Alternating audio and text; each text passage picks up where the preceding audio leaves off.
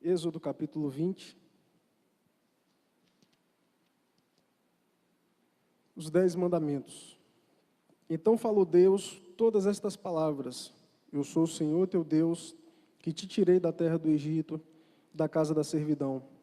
Não terás outros deuses diante de mim, não farás para ti imagem de escultura, nem semelhança alguma do que há em cima dos céus, nem embaixo na terra, nem nas águas debaixo da terra.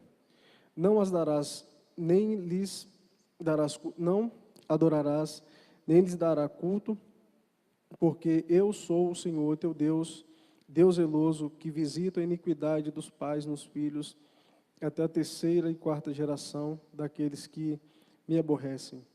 E faço misericórdia até 1000 gerações daqueles que me amam e guardam os meus mandamentos. Amém? Quando a gente fala em idolatria, o que é que normalmente vem na sua cabeça? Certa vez eu contei aqui na igreja uma história real do avô da minha cunhada. Ele, um menino de uma família muito católica, cresceu na família muito católica, só que ele cresceu completamente desacreditado de tudo aquilo, por um motivo simples. Certa vez, na cidade onde ele morava, no povoado onde ele morava, ia ter uma procissão. E no dia que foram mexer para mudar a santa de lugar, a santa caiu e quebrou. E foi aquela loucura, o padre, sem saber o que é que ia fazer, corre de lá, corre de cá. O que é que a gente vai fazer? Como é que faz a procissão sem a santa? E ele disse que ele era criança. Ele viu o artesão da sua comunidade chegar na sua casa para conversar com seu pai. E falou, a gente vai fazer a procissão daqui 2 dias, só que a santa caiu, quebrou. E a gente precisa fazer o corpo da santa. Ficou só a parte de cima, precisa fazer o restante da santa por causa da procissão.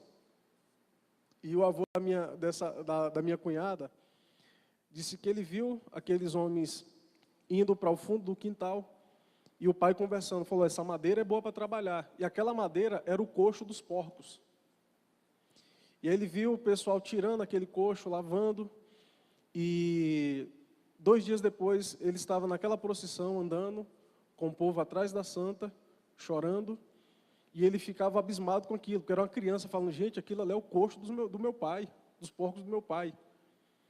E normalmente quando a gente fala em idolatria, logo a gente associa idolatria à adoração a imagens, não é verdade? Por que isso? Você já parou para pensar por que é que a gente sempre associa idolatria a isso? No século VIII e no século IX, aconteceu um movimento chamado movimento iconoclasta, que foi um movimento dentro da igreja católica para tentar combater a idolatria. E nesse movimento eles começaram a quebrar imagens, desfigurar pinturas, coisas belíssimas nessa época se perderam por conta disso. Começaram a atacar locais onde eram fabricados imagens, e foi a maneira deles tentarem combater a idolatria.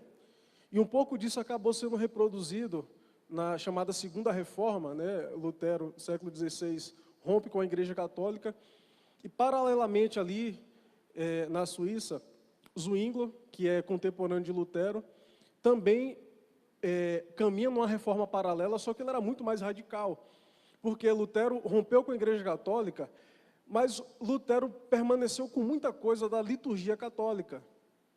Muitas coisas do catolicismo, até hoje, se você for numa igreja luterana, você vai ver muita semelhança. Só que Zwinglio queria fazer uma reforma completa. Ele falou, eu quero me desvincular completamente de tudo aquilo que nos associa ao romanismo. Então, ele começou a falar, nós não queremos imagem, nós não queremos pintura de nada. E é por isso que quando você entra em igrejas evangélicas, você geralmente vê isso aqui, é tudo branco, não tem pintura, não tem imagem, não tem nada. E talvez a conclusão equivocada que a gente acaba chegando diante disso é, vencemos a idolatria. Porque nas nossas igrejas não há pintura, não há imagens. Só que a idolatria é algo muito mais profundo que isso. Algo muito mais profundo que isso. E o interessante é que o mandamento contra a idolatria é dado justamente ao povo de Deus. Por quê? Porque o povo de Deus está sujeito a cair e cometer o pecado da idolatria.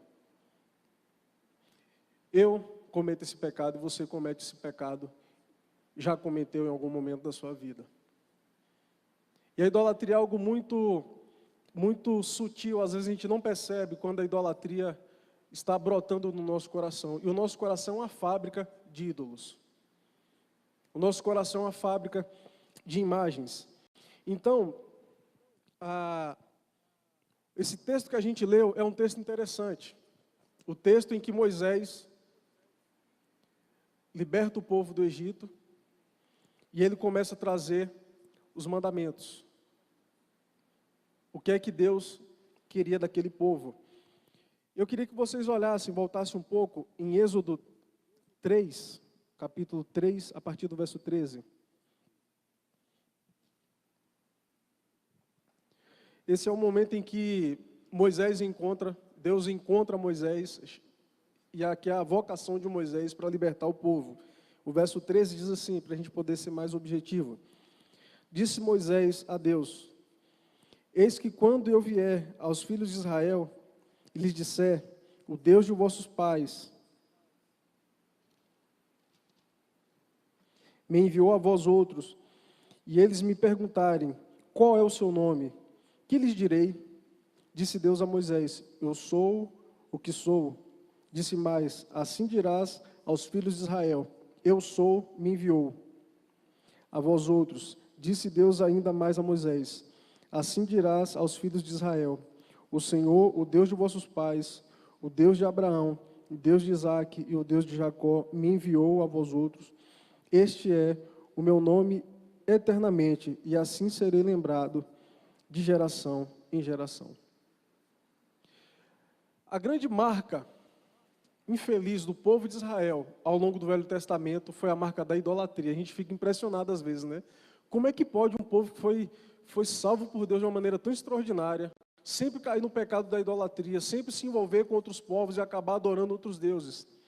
E a explicação está justamente no histórico do povo de Deus. A gente precisa lembrar que o povo de Deus foi parar no Egito quando Jacó ainda era vivo. Jacó estava no final da velhice, ele não sabia que o seu filho José estava vivo no Egito, governando o Egito, e os filhos de Jacó vão ao Egito para buscar comida, e é a história que a gente conhece, né? José reconhece os seus irmãos não reconhecem José, e José arma toda uma trama. Gente, ali, eu vejo em José uma luta com a sua carne. O que ele faz com os irmãos a gente chama matar na unha. Né? O que José fez com seus irmãos é prova de alguém que precisava ser trabalhada a cura no coração, e foi o que Deus fez posteriormente.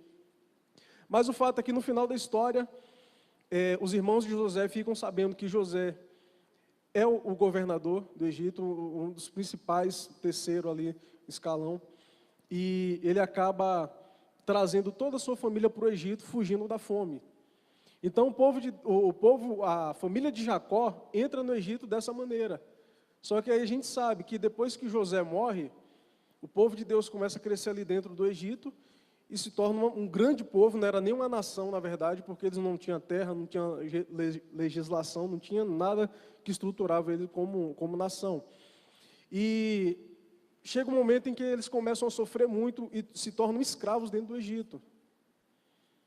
Mas você já parou para se perguntar se havia religião dos hebreus dentro do Egito?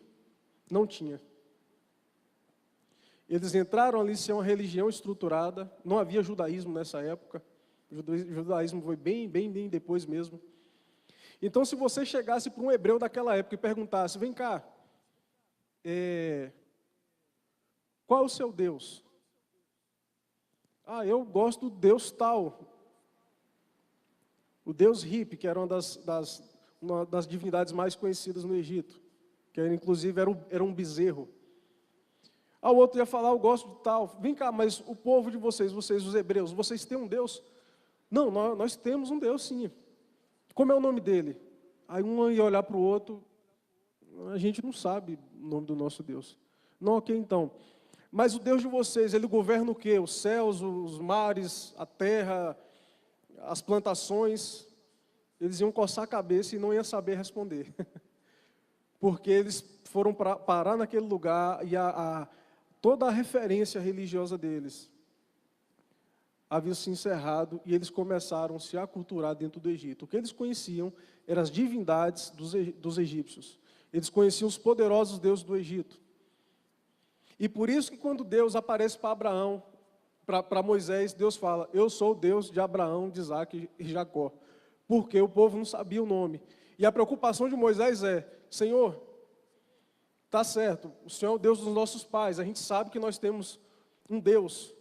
Só que qual é o teu nome? Porque na hora que eu descer e falar para o povo que o Deus dos nossos pais apareceu e que Ele quer nos tirar do Egito, eles vão nos perguntar qual é o seu nome.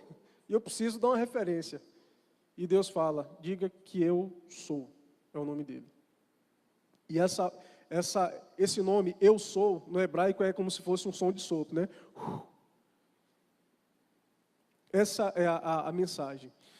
E aí a gente começa a entender a importância das 10 pragas. A gente lê as 10 pragas do Egito e na nossa cabeça Deus fez aquilo para poder causar espanto nos egípcios. Deus jogou as 10 pragas sobre aquele povo para mostrá-los que o Deus de Israel, o Deus dos hebreus é o verdadeiro Deus.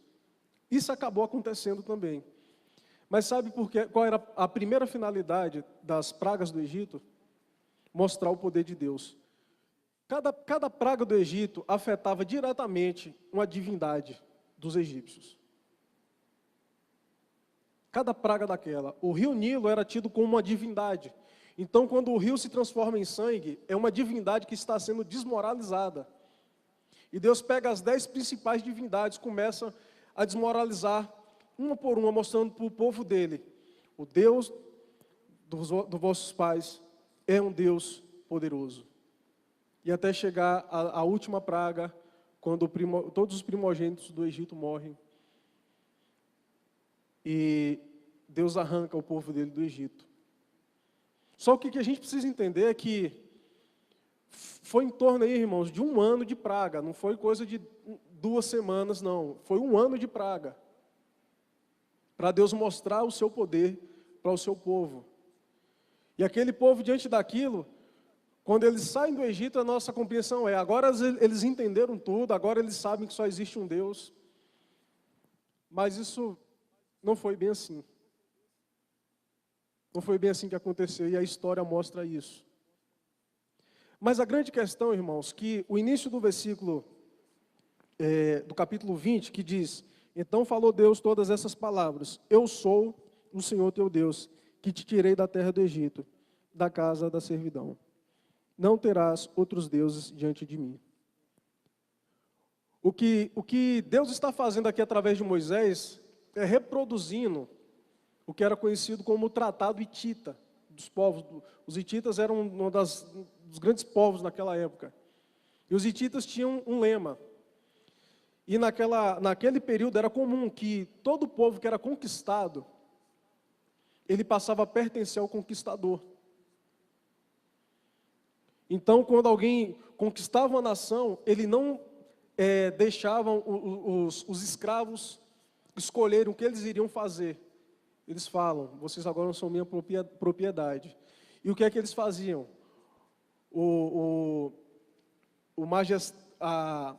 O grande rei, né, a grande personalidade dos hititas se apresentava e falava, eu sou fulano de tal, eu fiz isso, isso, isso, isso, eu ordeno. Né? Eu fiz, eu ordeno. E é engraçado porque Deus ele faz a mesma coisa, ele fala, eu sou, ou seja, Deus ele se relaciona de acordo com a cultura e fala, eu sou Deus de vocês. E ele fala o que ele fez, eu tirei vocês do Egito. E por isso ele fala, não terás outros deuses diante de mim. A partir desse momento vocês pertencem a mim. Vocês são minha propriedade. Porque eu tirei vocês do Egito. E por isso vocês me devem obediência. Vocês são posse minha. E aqui a gente começa a ver, para a gente poder analisar bem, como esse mandamento é interessante. Alguns teólogos, eles acreditam que não terás outros deuses, não fazer escultura, é um mandamento só. Só que se a gente analisar esse texto, a gente vai perceber que tem uma diferençazinha aqui, tá certo? Então, qual é o primeiro mandamento que Deus deixa para o seu povo? Não terás outros deuses diante de mim. Nesse momento, Deus está rompendo com o politeísmo daqueles dias. Toda a religião daquela época era politeísta, eles criam em vários deuses. E quando aparece uma nova religião agora dizendo que só tem um Deus, gente, isso para a época era uma novidade. Aquilo não existia, como assim, um Deus só? E é o que Deus diz para o seu povo: não terás outros deuses diante de mim, só existe um. Agora você imagina para os hebreus que nasceram e foram criados dentro do Egito, aprenderam que existem várias divindades, que a natureza, que o universo, que todas as coisas acontecem pela interferência de várias divindades que trabalham de comum acordo, às vezes sim, às vezes não. E agora eles são tirados e eles agora precisam arrancar da cabeça deles essa ideia politeísta de que existem vários deuses. Deus fala: não terás outros deuses diante de mim. Vocês não vão adorar mais nenhum outro Deus. Culto somente ao Deus de Israel, o Deus de Abraão, de Isaac e Jacó. Primeira coisa que Deus faz é romper com o politeísmo daquela era. Segunda coisa, a continuação do verso 4 fala: não farás para ti imagem de escultura. Será que era necessário falar isso? Sim, para aquele povo era. Porque aquele povo estava acostumado a fazer a representação das divindades. Se Deus falasse só assim, ó, não terás outros deuses diante de mim, e parasse por aí, pulasse para outro, o povo ia começar a fabricar imagens, reproduzindo o Deus de Israel. E Deus fala: não terás outros deuses e nem façam imagem. E Deus dá esse segundo mandamento, por 3 motivos, irmãos. A gente pode considerar 2 mandamentos, mas na verdade estão ligados dentro do mesmo princípio. Primeira coisa, Deus não havia se revelado para o povo de maneira alguma, de forma alguma. Inclusive o que Moisés viu, a sarça ardendo, pegando fogo, que inclusive é o slogan da igreja presbiteriana, aquele símbolo verde ali é uma sarça ardendo, é o encontro de Moisés com Deus. Aquilo é uma teofania. Deus aparece daquela maneira, mas Deus não é aquilo. Deus não é uma sarça pegando fogo. Então Deus fala: se vocês nunca me viram, como é que vocês vão tentar fazer uma representação minha? Não quero, vocês não vão tentar reproduzir quem eu sou, porque vocês não me viram, vocês não sabem como eu sou. Não é possível me desenhar, me colocar numa forma. Então, não façam isso. Segunda coisa, irmãos, que Deus queria fazer. Deus queria mostrar que existe diferença entre o Criador e a criatura. Deus estava ensinando que eu sou uma coisa, a minha criação é outra. O panteísmo, que a gente vê tanto aí, religiões hinduístas, a gente vê esse discurso, né, de que Deus é a natureza, Deus é a árvore, Deus é o boi, Deus é a água. E aquelas pessoas os hebreus tinham essa tendência de enxergar Deus nas coisas. Deus mostra de forma muito clara: eu sou Deus. A minha criação é minha criação. Ela está sujeita a mim, ela é submissa a mim.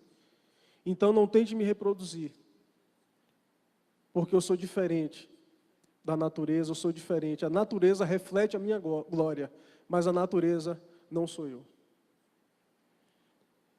E em terceiro lugar, Deus queria ensinar algo muito importante para eles. Deus queria dizer para eles o seguinte: eu não posso ser localizado em lugar nenhum. Porque a partir do momento que você faz uma representação de Deus, exemplo, eu fiz esse gasofilácio aqui, a representação de Deus. Quando você quiser falar com Deus, você vai querer vir aonde? Onde está representado. Deus quer mostrar: eu não posso ser localizado em lugar nenhum, eu não posso ser captado em lugar nenhum. Porque é interessante como a idolatria, ela evolui. E assim como a idolatria evolui, a nossa concepção de idolatria também precisa evoluir. Senão a gente começa a não enxergar a idolatria onde existe idolatria. Mas antes os povos, eles adoravam, por exemplo, um planeta, adoravam uma floresta, adoravam um monte. E chega um momento que eles já não vão mais naquela floresta para adorar a floresta, eles já não vão mais no monte, eles começaram a fazer o quê? Não, pega uma pedra aí grande, inventam uma figura aí e diz que essa pedra representa o monte. Então eles começavam a fazer isso. Ao invés de precisar ir lá na floresta para adorar aquela floresta, pega uma árvore, corta, faz um boneco aí, algum trem, que aí a gente adora o toco aqui e está tudo certo, não precisa ir lá.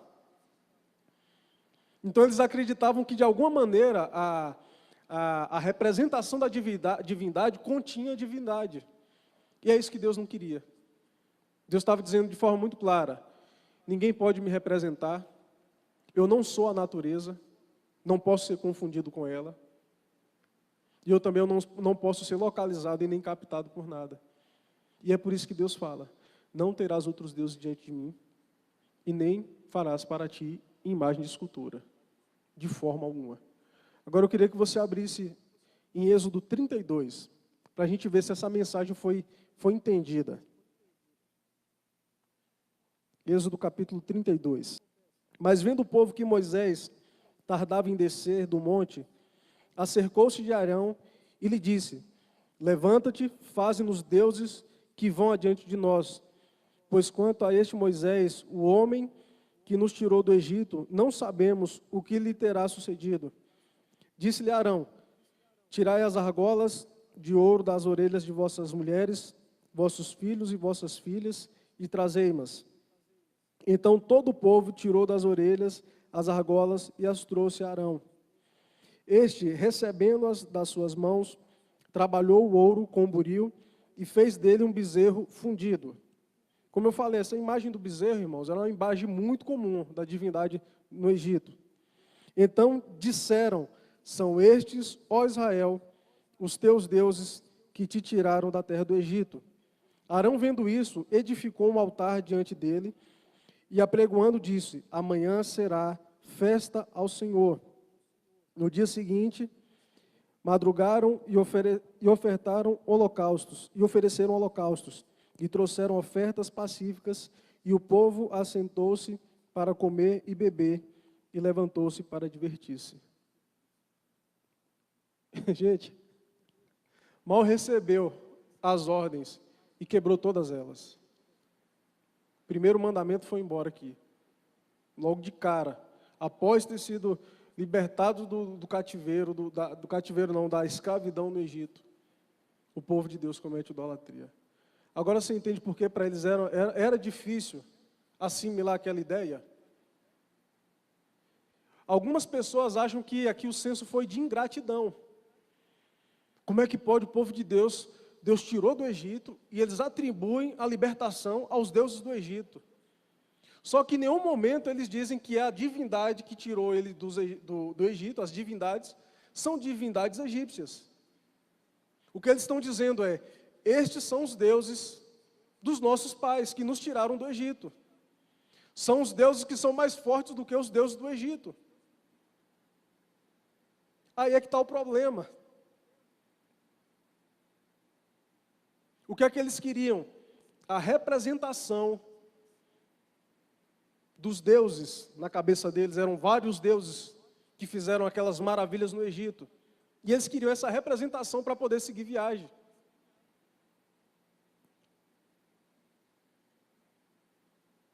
Eles acreditavam que não poderiam continuar andando, eles precisavam da divindade no meio deles, porque a divindade é que iria abençoar, a divindade é que daria proteção a eles. Fariam chegar em segurança na terra prometida. E quando eles já não estão mais aguentando esperar Moisés, eles falam: Arão, está demorando demais, a gente precisa seguir caminho, mas a gente não pode só. O Deus que nos tirou, a gente precisa continuar a jornada com eles. Faze-nos deuses, para que vão adiante de nós. E é interessante porque Arão, ele entende o povo e fala: não, realmente. E aqui é a característica do líder frouxo, né? É aquele líder que, em cima da pressão, ele não consegue manter a palavra e fazer aquilo que Deus manda. Ele acaba negociando. Mas olha o que Arão fala com o povo. Verso 5.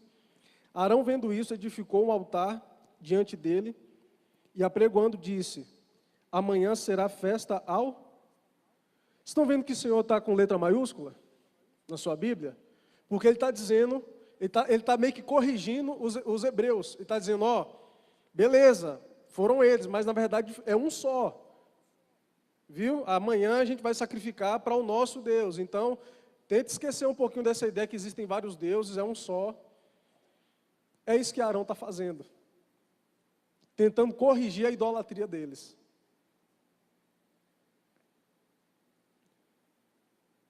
Queridos, a gente condena muito o que eles fizeram, né? Faz-nos deuses. Mas a pergunta é: o que é idolatria? O que é idolatria? Será que o ato de idolatria é simplesmente se curvar diante da imagem?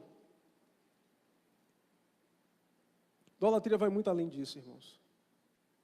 Quando a gente coloca sobre algo toda a nossa confiança e não em Deus, isso é idolatria. Quando a gente coloca todo o nosso coração em determinada coisa e por aquilo você mata e morre, aquilo é idolatria. Porque aquilo acaba tomando um lugar de Deus no seu coração. E é incrível como coisas tão idiotas do nosso dia a dia podem se tornar uma idolatria, um ídolo na nossa vida. Um ídolo que rouba o lugar de Deus. Isso é muito sério.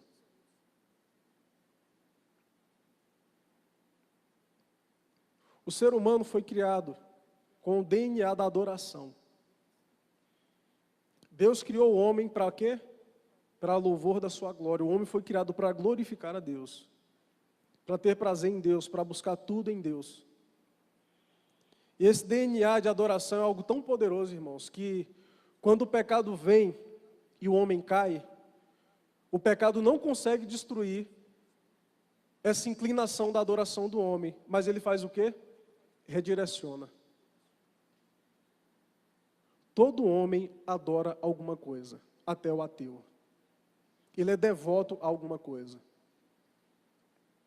Pelos nossos ídolos nós fazemos sacrifícios que por Deus nós não fazemos. Vou dar um exemplo muito simples que aconteceu comigo. Quando eu morava em Salvador, estava estudando, estava muito parado, eu sempre fui ativo, jogava muita bola, sempre fui muito envolvido com esportes, né? Eu falei: não, preciso fazer alguma coisa, estou engordando, preciso controlar a alimentação, fazer uma dieta e tal. E comecei a rodar no bairro onde eu morava, procurando uma academia, alguma coisa. E desde criança eu era louco para fazer boxe. E aí eu achei uma academia, fiz uma aula experimental, gostei, o professor falou: rapaz, não, tá bom, tal. Ele achou, inclusive, que eu já tinha treinado em algum lugar. Então, sabe quando você se identifica com algo e você faz muito bem aquilo? É igual a febre de muita gente que eu tenho visto aí, né? O tal do ciclismo. Tem gente que começa a fazer ciclismo, a vida vira em torno disso. O cara que não acordava cedo para poder fazer uma outra coisa, ler a Bíblia, orar, ele acorda agora muito mais cedo porque ele precisa pedalar antes de ir trabalhar. Você percebe como as coisas começam a mudar dentro do coração. Irmãos, e aquilo virou uma idolatria na minha vida. Virou idolatria na minha vida. Eu chegava da academia, sentava no computador e assistia as lutas de Mike Tyson.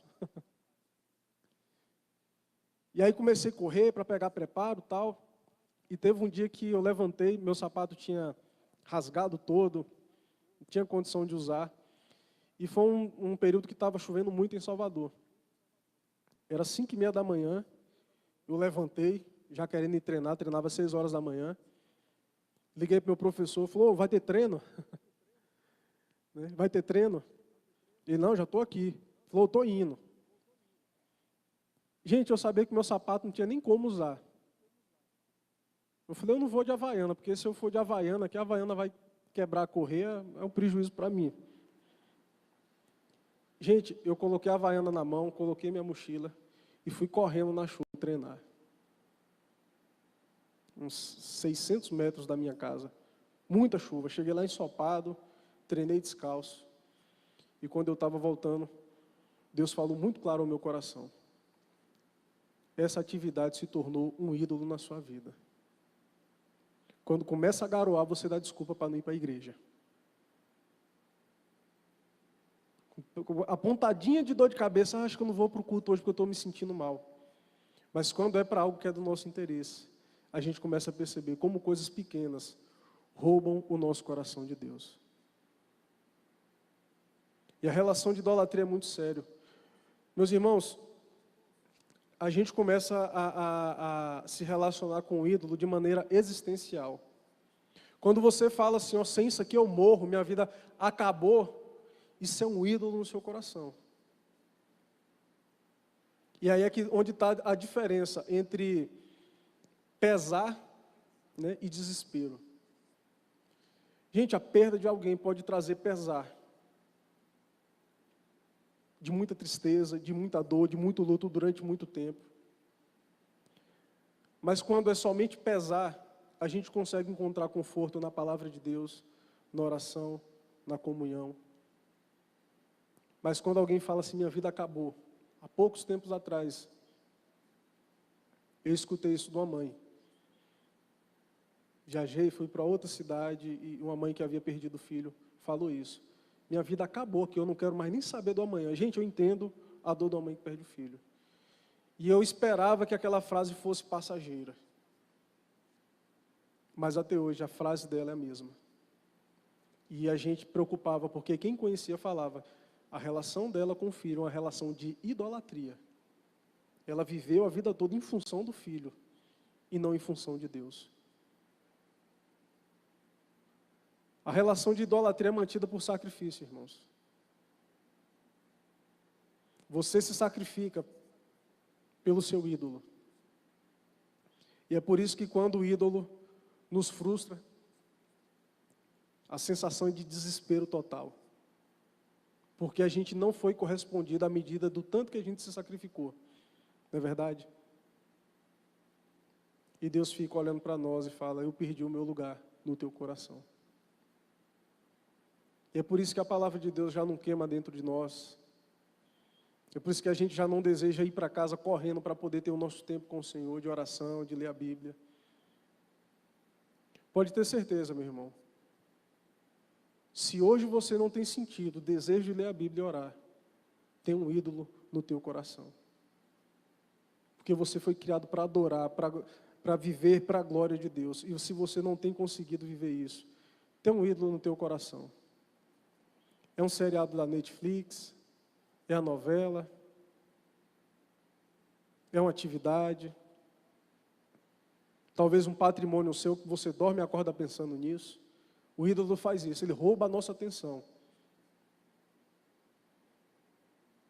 Do que é que o seu coração se ocupa quando você está em casa sem pensar em nada? Qual é a coisa que mais ocupa a tua mente? Já parou para pensar nisso? Qual é a coisa que mais ocupa a tua mente durante o dia todo? É aquele projeto de vida seu? Você mata e morre por ele, você briga com sua mulher, deixa de dar atenção ao filho, contraria o esposo, o pai, a mãe, porque o ídolo é aquilo. Sua vida gira em torno daquilo. É um relacionamento. Gente, coisa mais comum a gente ver isso. Relacionamento que a pessoa vira um ídolo na nossa vida. Já vi casal de namorado que eu falei, meu Deus do céu, se acabar esse namoro aí, um mata o outro, porque a vida... Tanto que quando chegava aquele momento que acabava o namoro, você percebia que nenhum dos dois tinha amigo, porque eles fecharam o mundo deles. Você quer deixar alguém com raiva? Fala do ídolo dele. Fala que ele está trabalhando demais. Fala que ele está passando muito tempo no Instagram. Gente, está vendo as coisas bobas que ocupam o nosso coração e tiram o lugar de Deus?